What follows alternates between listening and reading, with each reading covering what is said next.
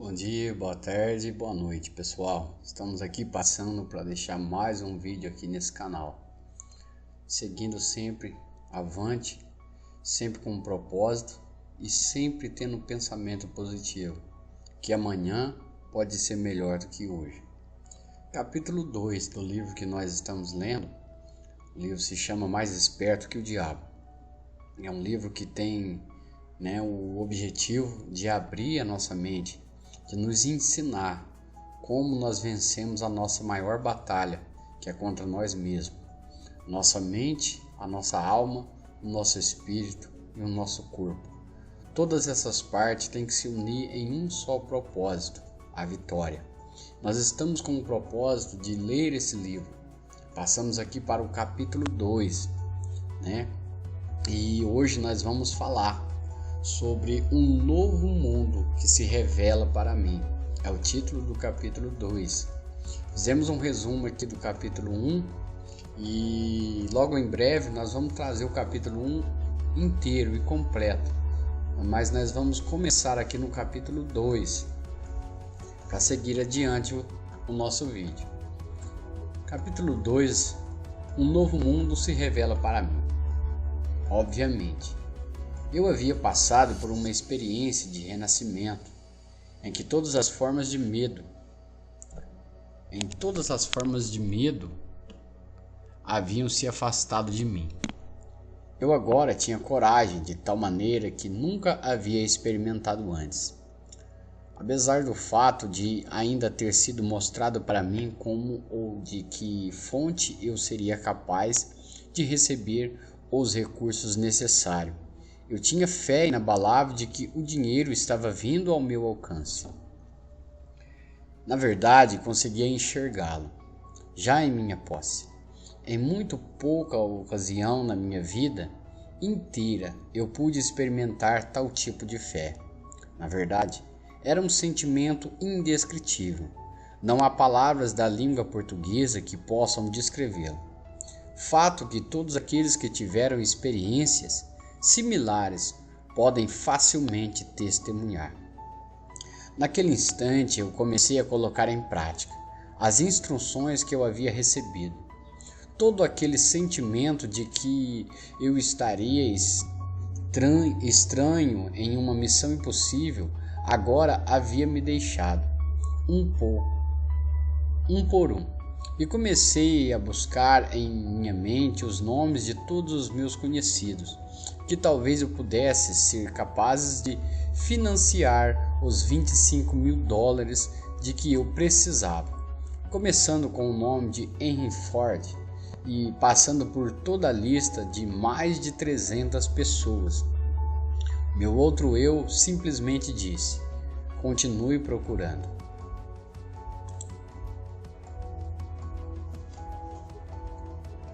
E a hora mais escura é justamente um pouco antes da aurora. Mas eu chegara ao fim da linha. Minha lista inteira de conhecido havia se esgotado, e com ela também a minha resistência física também. Eu estava trabalhando, concentrando a minha mente naquela lista de nomes por basicamente 2 dias e 2 noites. Parando somente para dar alguns cochilos. Recostei-me na cadeira, fechei os meus olhos e entrei numa espécie de transe por alguns minutos. Fui acordado pelo que parecia ser uma explosão naquele quarto.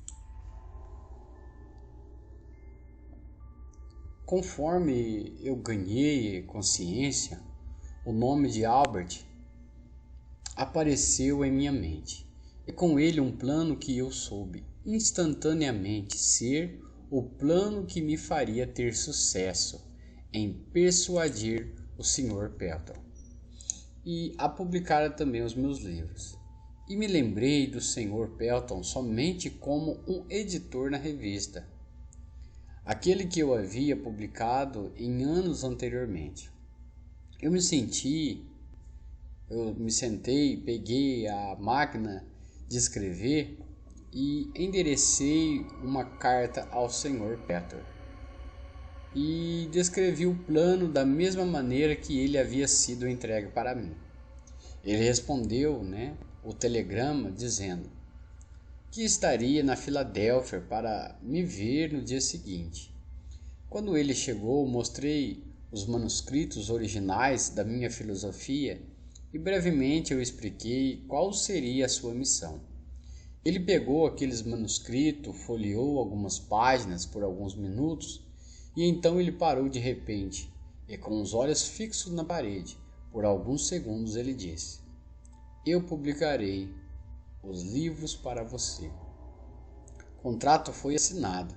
Uma quantia substancial me foi paga e os manuscritos foram entregues a ele, que os levou para Meriden. E eu não perguntei a ele o que fez ele tomar aquela decisão de publicar os meus livros antes mesmo de ter lido eles. O que eu sei é que ele me forneceu um capital necessário, imprimiu os livros, me ajudou a vender milhares e também ajudou com a própria clientela de compradores de livros, espalhando eles praticamente por todo o país de língua inglesa no mundo.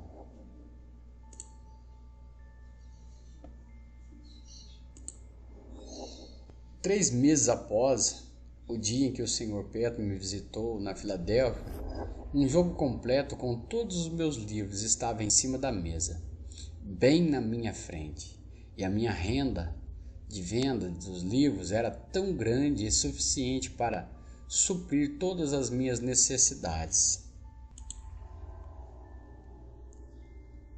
E esses livros agora estão nas mãos de todos os meus estudantes no mundo inteiro. Meu primeiro cheque que recebi da venda dos meus livros alcançou a quantia de $850. No momento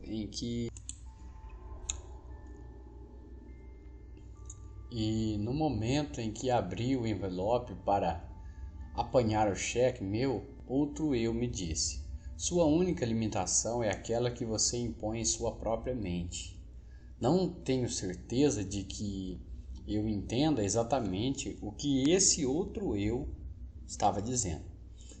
Mas tenho a plena convicção de que não há derrota permanente para o homem ou mulher que o descubra e confie nele. No dia após o Sr. Petro ter ido me visitar na Filadélfia, o meu outro eu me presenteou com uma ideia que resolveu imediatamente o meu problema financeiro. A ideia que cruzou a minha mente me mostrava que os métodos de venda da indústria automobilística tinham que passar por uma mudança drástica e que os futuros vendedores desta área da indústria teriam que aprender a vender automóveis em vez de meramente servir de compradores de carros usados. Como a maioria estava fazendo na época, ocorreu-me também que os jovens rapazes que haviam recém finalizado a faculdade e que por isso não conheciam nada de velhos truques de vendas de automóvel seria o ponto de partida desse novo tipo de profissionais de venda e poderiam ser mais bem desenvolvidos. A ideia era tão distinta que impressionou. Imediatamente liguei para o gerente de vendas da General Motors e brevemente expliquei o meu plano. Ele também ficou impressionado e me inclinou para visitar numa filial da sua companhia de automóveis, que naquela época era propriedade dirigida por L. Power. E eu visitei o Sr. Power e expliquei-lhe meu plano e ele imediatamente colocou para treinar 15 garotos, cuidadosamente selecionados da faculdade. A minha renda desde treinamento foi mais do que o suficiente para tomar conta de todas aquelas minhas despesas pelos próximos 3 meses, até que os resultados da venda dos meus livros começaram a entrar, incluindo o custo daquela luxuosa suíte. que naquela época me preocupou muito. O meu outro eu não havia me desapontado. O dinheiro que eu precisava estava em minhas mãos, juntamente no momento em que eu precisei. Neste momento eu fui convencido de que a minha viagem para a Filadélfia não era, sob nenhuma hipótese, uma missão sem sentido. Conforme minha razão havia indicado antes de partir do oeste da Virgínia, naquele momento em diante, até este exato minuto, tudo o que eu precisei veio até mim. Isso mesmo, considerando que o mundo inteiro, recentemente, passava por um período de depressão econômica, quando mesmo as necessidades básicas não estavam disponíveis para muitas pessoas. E em algum momento, a chegada das coisas materiais das quais eu precisava veio um pouco mais tarde. Mas posso com toda certeza dizer que o meu outro eu sempre me encontrou no cruzamento. E por sua vez sempre me indicou por qual caminho eu deveria seguir. O outro eu não possui precedentes, não reconhece nenhum tipo de limite e sempre acha um modo de satisfazer os nossos desejos. Ele pode se deparar com derrotas temporárias, mas nunca com fracasso permanente. Tenho tanta certeza disso que estou afirmando, quanto o fato de estar aqui escrevendo nessas linhas. Enquanto isso, sinceramente, espero que alguns dos milhões de homens e mulheres que foram atingidos pela depressão econômica ou outros de sabores dessa vida descubram dentro de si mesmo essa estranha entidade que eu chamei de meu outro eu, e que essa descoberta os guie, como me guiou, a um intenso e próximo relacionamento com essa fonte de energia que supera obstáculos e resolve todas as dificuldades. Em vez de derrotá-la por elas, há uma grande força de ser descoberta no seu outro eu. Procure com todo o ser e eu tenho certeza que você vai achar. Fracasso, uma bênção disfarçada. Fiz outra descoberta com o resultado dessa apresentação ao meu outro eu, ou seja, há uma solução para cada problema legítimo. Não importa quão difícil o problema pareça ser. Também descobri que para cada experiência de derrota temporária, para cada fracasso e cada forma de adversidade, existe a semente de um benefício equivalente.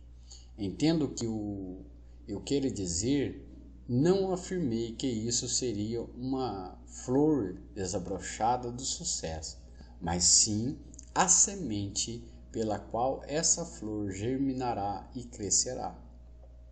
Para essa regra, não há exceção.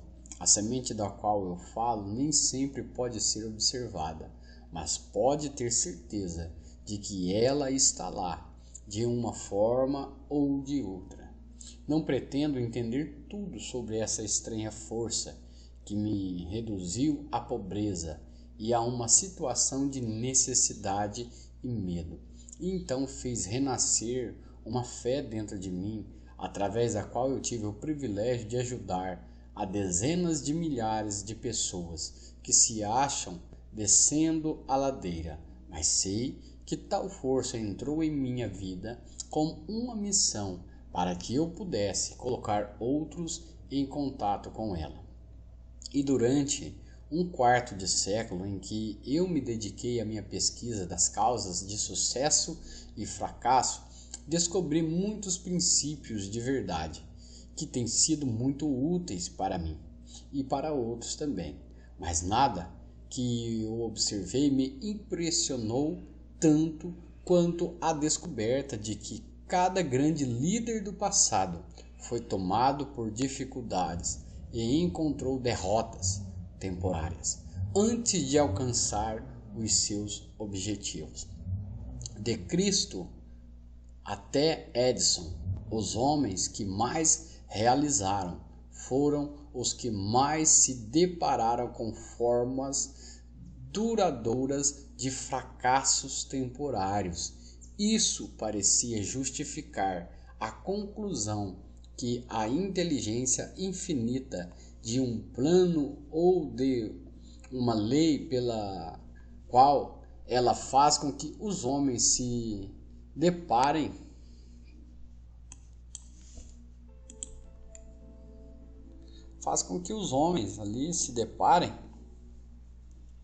seguindo aqui o texto,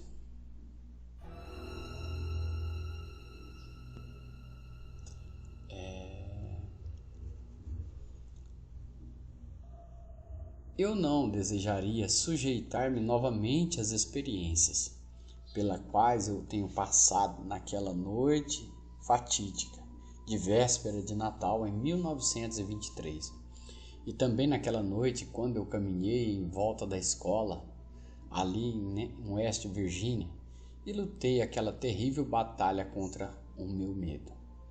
Mas toda a riqueza do mundo não seria capaz de fazer abandonar o conhecimento que eu ganhei dessa minha experiência. A fé tem um novo significado para mim. Repito que não sei exatamente o que é o meu outro eu, mas sei o suficiente para me apoiar nele com um espírito de absoluta fé em tempos de necessidade, quando a razão da minha mente parece inadequada para suprir as minhas necessidades. A depressão econômica que começou em 1929 trouxe miséria para milhões de pessoas, mas não devemos esquecer que a experiência também trouxe muitas bênçãos, a começar pelo conhecimento de que há algo infinitamente pior do que ser forçado a trabalhar, que é ser forçado a não trabalhar. De certa forma, essa depressão foi mais uma bênção do que uma maldição, se analisada à luz da mudança que trouxe para as mentes de todos que foram afetados por ela. O mesmo é verdadeiro para cada um, experiência que altera os hábitos dos homens e os forçam a olhar para o seu interior, para a solução dos seus problemas. Ou seja, no livro está relatando que talvez alguma situação difícil ou problema que eu e você passe na nossa vida, às vezes aquele deserto, aquele sofrimento, não é para nos destruir ou até mesmo matar, mas é para nos ensinar, para nos mostrar. Muitas das vezes nós estamos rastejando no chão, mas se esquecemos que somos águias e podemos voar. Muitas das vezes nós estamos com um pensamento que nunca vamos conseguir vencer e esquecemos que nós nascemos como vencedores. Ou seja, às vezes as lutas e dificuldades que caem sobre cada um de nós é para mostrar a força, a coragem e a determinação que há dentro de cada um de nós. Por isso, jamais devemos nos esquecer da nossa identidade, sempre crendo e acreditando que não existe limite para uma mente, para uma alma e para um corpo que se determina a valorizar-se e a ultrapassar as barreiras que muitas das vezes impedem a nossa vitória.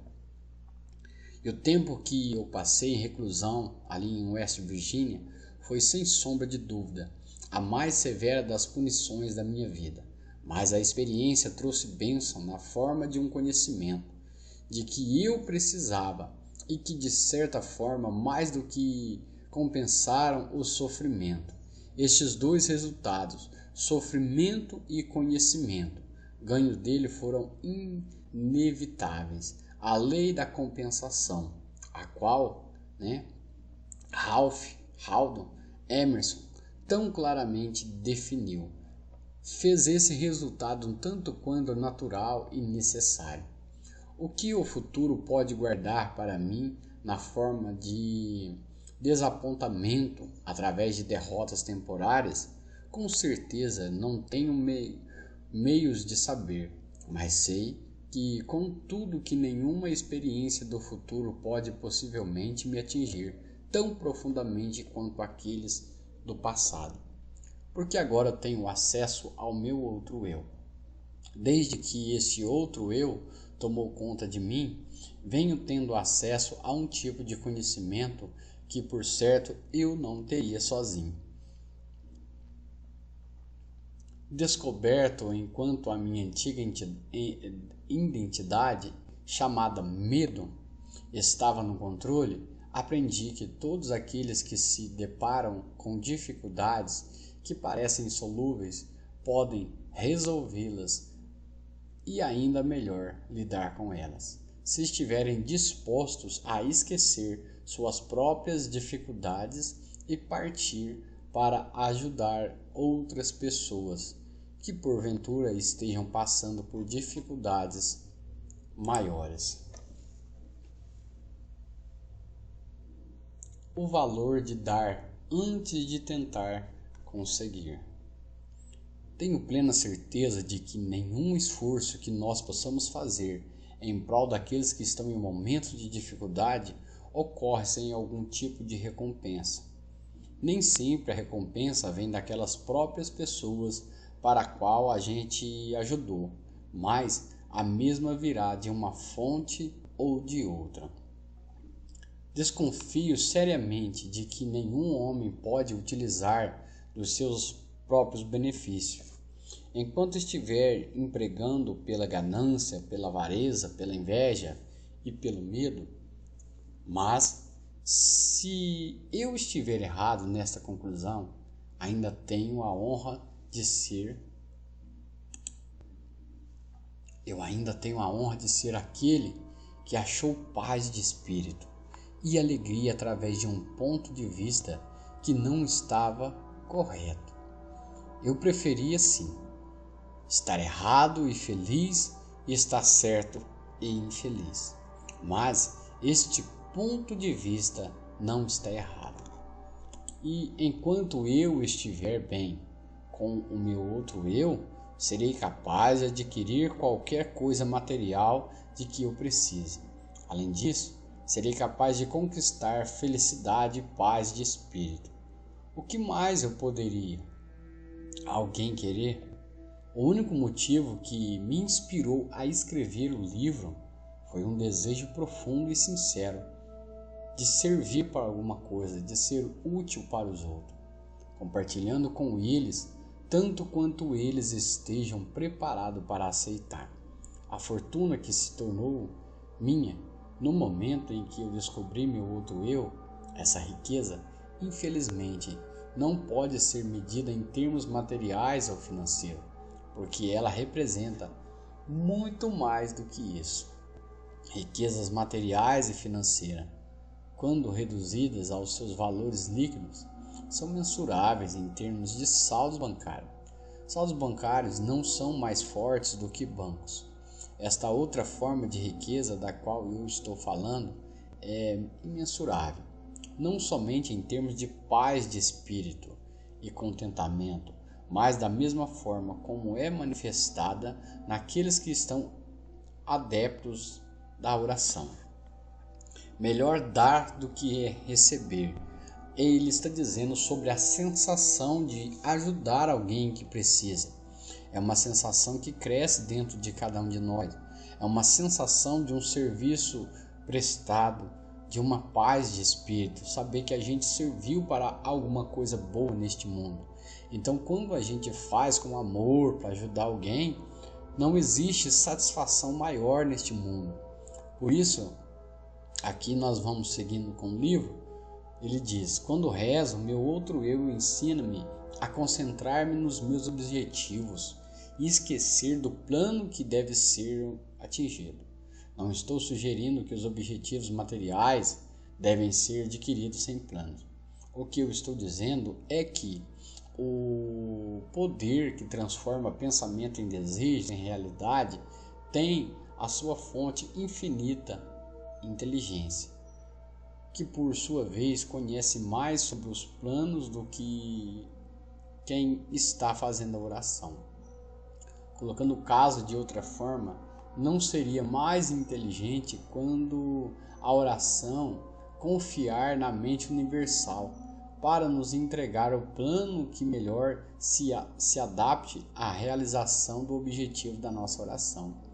A minha experiência com oração me ensinou que tudo aquilo que resulta de uma oração é um plano que é adequado e adaptado para o atingimento do objetivo, através de um meio natural e material. O plano deve ser transmutado através de uma ação de autoesforço. Eu não conheço nada a respeito de qualquer tipo de oração que possa funcionar favoravelmente em uma mente dominada, mesmo que em menor grau pelo medo.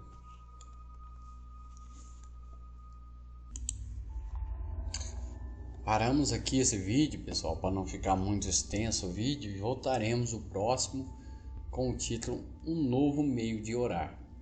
Pessoal, se você gosta de leitura ou de ouvir livros, se inscreva no nosso canal, ative o sininho das notificações e fique por dentro dos nossos lançamentos.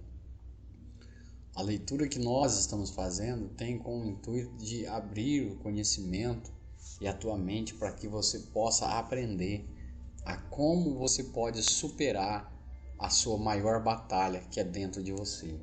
Então, por isso, fique atento e ouça aquilo que a voz do Espírito diz no seu coração. Deixe Deus falar com você. Não importa às vezes o momento de dificuldade que você esteja passando. Esteja sempre atento, porque Deus quer fazer de você um instrumento para que o nome dele seja glorificado.